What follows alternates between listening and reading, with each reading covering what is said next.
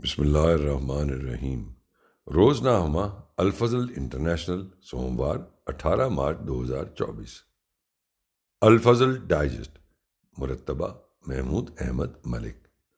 اس column میں ان اخبارات و رسائل سے اہم و دلچسپ مضامین کا خلاصہ پیش کیا جاتا ہے جو دنیا کے کسی بھی حصے میں جماعت احمدیہ یا ذیلی تنظیموں کے زیر انتظام شائع کیے جاتے ہیں۔ ایک مباہلہ اور خاص نصرت الہی۔ حضرت مولوی فتح الدین صاحب رضی اللہ عنہ دھرم کوٹی حضرت مسیح موعود علیہ السلام کے قدیم اور پرانے صحابہ میں سے تھے اور حضور علیہ السلام کے عشق میں ایسے رنگے ہوئے تھے جس کا بیان کرنا مشکل ہے۔ ان کے حوالے سے روزنامہ الفضل رواں 29 نومبر 2013 میں مکرم لطیف احمد طاہر صاحب کے قلم سے نصرت الہی کا ایک واقعہ شامل اشاعت ہے جو حضرت مرزا بشیر احمد صاحب رضی اللہ عنہ کی کتاب سیرت المہدی سے منقول ہے۔ سائیں ابراہیم صاحب رضی اللہ عنہ آف دھرم کوٹ بگا بیان فرماتے ہیں کہ حضرت اقدس مسیح موعود علیہ السلام کے ابتدائی دعویٰ میں دھرم کوٹ کے ہم 5 کس نے بیعت کی تھی، یعنی خاکسار مولوی فتح الدین صاحب رضی اللہ عنہ، نور محمد صاحب رضی اللہ عنہ، اللہ رکھا صاحب رضی اللہ عنہ اور شیخ نواب الدین صاحب رضی اللہ عنہ۔ اس وقت رادھے خان پٹھان ساکن کروالیاں پٹھانان اچھا عابد شخص خیال کیا جاتا تھا۔ وہ دھرم کوٹ بگا میں بھی آتا جاتا تھا اور مولوی فتح دین صاحب سے حضور علیہ السلام کے دعوے کے متعلق گفتگو کرتے ہوئے سخت کلامی پر بھی اتر آتا تھا۔ ایسے ہی ایک موقع پر 1900 میں مولوی صاحب رضی اللہ عنہ نے اسے توبہ اور استغفار کی تلقین کی کہ حضور علیہ السلام کی شان میں ایسی باتیں نہ کہو، لیکن اس نے کہا کہ میں مباہلہ کرنے کو تیار ہوں۔ اس پر مولوی صاحب رضی اللہ عنہ بھی مباہلے کے لیے تیار ہو گئے اور مباہلہ وقوع میں آ گیا۔ لیکن مباہلے کے بعد ہم احمدیوں نے آپس میں بات کی کہ حضرت صاحب علیہ السلام کی اجازت کے بغیر مباہلہ کرنا ٹھیک نہیں ہوا۔ پھر ہم 5 قادیان پہنچے اور نماز عشاء کے بعد حضور علیہ السلام کی خدمت میں سارا واقعہ عرض کر کے کہا کہ 40 دن میعاد مقرر کی گئی ہے، حضور دعا فرمائیں۔ حضور علیہ السلام نے مان فرمایا، کیا تم خدا کے ٹھیکیدار تھے؟ تم نے 40 دن میعاد کیوں مقرر کی؟ یہ غلط طریق اختیار کیا گیا ہے۔ یہ بھی دریافت فرمایا کہ مباہلے کے لیے اپنے وجود کو پیش کیا گیا ہے یا کہ ہمارے وجود کو؟ مولوی صاحب نے عرض کیا کہ حضور اپنا وجود ہی پیش کیا ہے۔ حضور علیہ السلام نے فرمایا کہ آئندہ یاد رکھو کہ مباہلے میں میرا وجود پیش کرنا چاہیے نہ کہ اپنا۔ اس کے بعد حضور علیہ السلام کچھ دیر خاموش رہے اور پھر فرمایا، میں دعا کرتا ہوں آپ بھی شامل ہو جائیں۔ نہایت رقت بھرے الفاظ سے دعا شروع ہوئی۔ عشاء کے بعد سے لے کر تہجد کے وقت تک دعا ہوتی رہی۔ آخر دعا ختم ہوئی اور حضور علیہ السلام نے فرمایا، جاؤ دعا قبول ہو گئی ہے اور خدا کے فضل سے تمہاری فتح ہے۔ پھر ہم واپس چل پڑے اور نماز فجر راستے میں پڑھی۔ واپس آ کر بھی حضور علیہ السلام کی نصیحت کے مطابق دعائیں کرتے رہے۔ میعاد میں 10 دن باقی رہ گئے تو رادھے خان نے آ کر پھر سخت کلامی کی اور اپنے لوگوں کو ساتھ لے کر باہر جنگل میں دعا کرنے کے لیے چلا گیا۔ بعد میں اس نے یہ بھی کہا کہ اس کی دعا قبول ہو گئی ہے۔ یہ دعا کرنے کے بعد وہ واپس اپنے گاؤں کی طرف چلا تو راستے میں اس کی پنڈلی کی ہڈی پر چوٹ لگی جس کا زہر اس کے جسم میں پھیل گیا اور چند دن میں ہی اس کا جسم اتنا پھول گیا کہ چارپائی پر پورا نہ آتا تھا۔ مولوی صاحب اس کی بیماری کی حالت میں اس کے پاس گئے اور توبہ و استغفار کی تلقین کی، لیکن وہ متوجہ نہ ہوا اور میعاد ختم ہونے سے 1 دن پہلے واصل جہنم ہوا۔ حضرت مرزا بشیر احمد صاحب رضی اللہ عنہ فرماتے ہیں کہ مسنون طریق یہ ہے کہ مباہلے کے لیے 1 سال کی میعاد مقرر کی جائے، اور اسی واسطے حضرت صاحب علیہ السلام 40 روز میعاد کے مقرر ہونے پر ناراض ہوئے ہوں گے، مگر خدا نے حضرت صاحب کی خاص دعا کی وجہ سے 40 روز میں ہی مباہلے کا اثر دکھا دیا، مگر یہ ایک استثنائی صورت ہے، ورنہ عام حالات میں 1 سال سے کم میعاد نہیں ہونی چاہیے۔ حضرت صلی اللہ علیہ وآلہ وسلم نے بھی جب اہل نجران کو مباہلے کے لیے بلایا تھا تو اپنی طرف سے 1 سال کی میعاد پیش کی تھی۔ تعارف کتاب سیرت المہدی، لجنہ ہمائلہ جرمنی کے رسالہ خدیجہ برائے 2013 نمبر 1 میں مکرمہ بشرا مالک صاحبہ کے قلم سے حضرت مرزا بشیر احمد صاحب رضی اللہ عنہ کی 1260 صفحات پر مشتمل تصنیف سیرت المہدی کا تعارف شامل اشاعت ہے۔ 2 جلدوں پر مشتمل اس کتاب میں حضرت مسیح موعود علیہ السلام کی سیرت کے حوالے سے کل 2571 روایات ہیں۔ اس انمول کتاب میں قمر الانبیاء حضرت مرزا بشیر احمد صاحب رضی اللہ عنہ نے بڑی احتیاط، محنت اور لگن سے کئی رجسٹروں اور مختلف احباب سے روایات لے کر جمع کی ہیں۔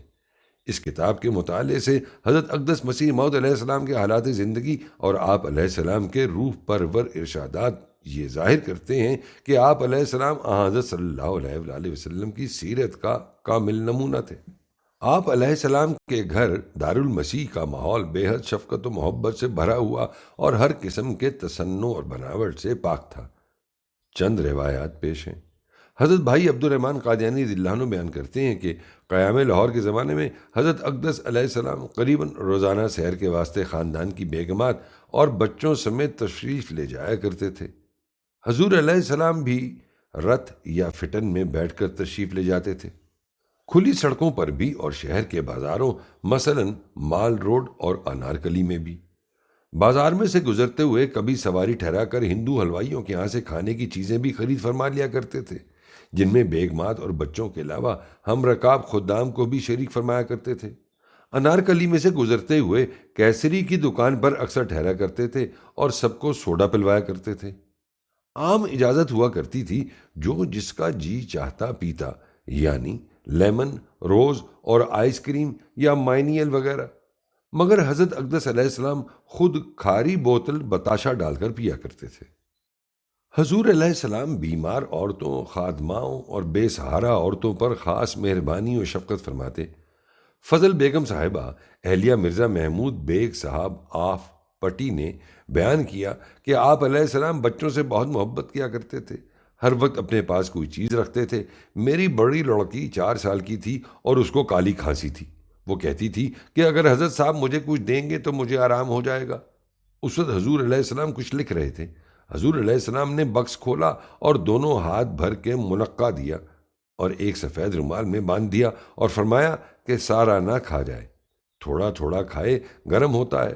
وہ کھانے لگی تو اس کے کھاتے ہی اس کو کھانسی سے آرام ہو گیا، ورنہ ہم تو بہت علاج کر چکے تھے۔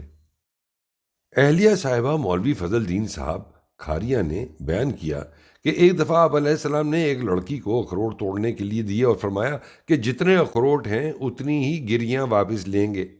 ایک عورت نے کہا کہ حضور، اخروٹوں میں سے بہت گریاں نکلتی ہیں، تو حضور علیہ السلام مسکرائے۔ مراد خاتون صاحبہ اہلیہ محترمہ ڈاکٹر خلیفہ رشید الدین صاحب رضی اللہ عنہ نے بیان کیا کہ میں نے حضرت اماں جان صاحبہ رضی اللہ عنہ سے سنا کہ ایک دفعہ شام کے وقت حضرت ام المومنین رضی اللہ عنہ اور مولویانی نے صلاح کی کہ حسن بی بی رضی اللہ عنہ اہلیہ ملک غلام حسین صاحب رضی اللہ عنہ کو ڈرائیں۔ جب حضرت مسیح موعود علیہ السلام عشاء کی نماز کے لیے مسجد میں تشریف لے گئے تو حضرت ام المومنین رضی اللہ عنہ نے حسن بی بی سے کہا کہ پانی پلاؤ۔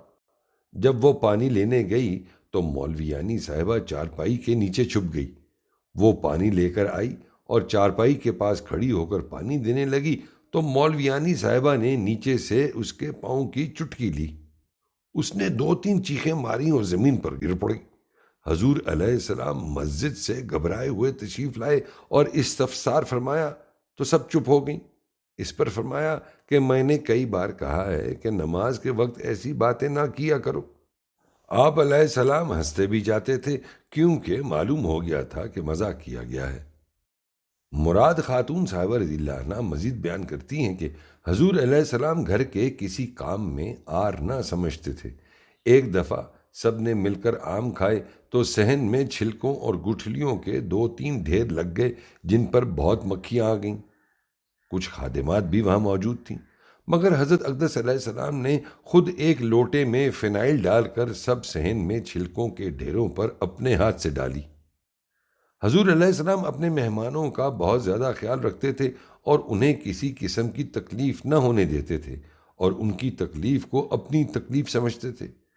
اہلیہ محترمہ قاضی عبد الرحیم صاحب بھٹی نے بیان کیا کہ ایک دفعہ ایسا اتفاق ہوا کہ دونوں وقت دال پک کر آئی۔ حضور علیہ السلام کو علم ہوا تو آپ علیہ السلام نے فرمایا، میں نہیں چاہتا کہ میرے مہمانوں کو دونوں وقت دال دی جائے، میں تو بدل بدل کر کھانا کھلاؤں گا، یہ میرے مہمان ہیں۔ حضرت منشی عبدالعزیز صاحب نے بیان کیا کہ ایک دفعہ کرم دین جہلمی کے مقدمے میں حضور علیہ السلام گرداسپور تشریف لائے ہوئے تھے اور احاطہ کچہری میں ایک جامن کے درخت کے نیچے کپڑا بچھا کر ماں خدام تشریف فرما تھے۔ حضور علیہ السلام کے لیے دودھ کا گلاس لایا گیا۔ چونکہ حضور علیہ السلام کا پس خوردہ پینے کے لیے سب دوست جد و جہد کیا کرتے تھے، میرے دل میں اس وقت خیال آیا کہ میں ایک غریب اور کمزور آدمی ہوں، اتنے بڑے بڑے آدمیوں میں مجھے کس طرح حضور کا پس خوردہ مل سکتا ہے؟ اس لیے میں ایک طرف کھڑا ہو گیا۔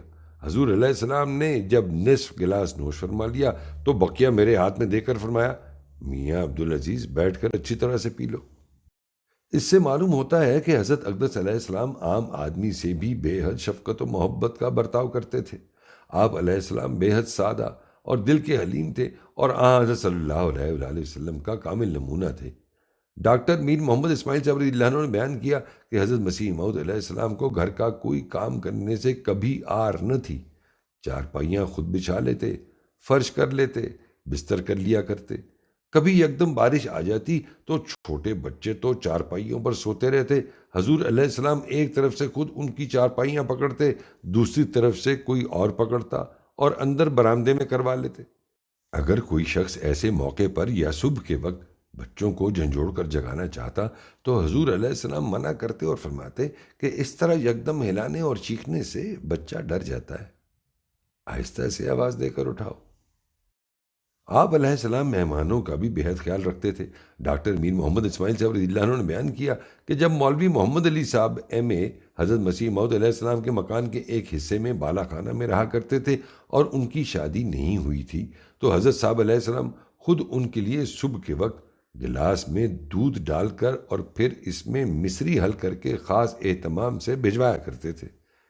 آپ علیہ السلام کو مہمانوں کی بہت خاطر منظور ہوتی تھی اور پھر جو لوگ دینی مشاغل میں مصروف ہوں ان کو تو آپ علیہ السلام بڑی قدر اور محبت کی نظر سے دیکھتے تھے۔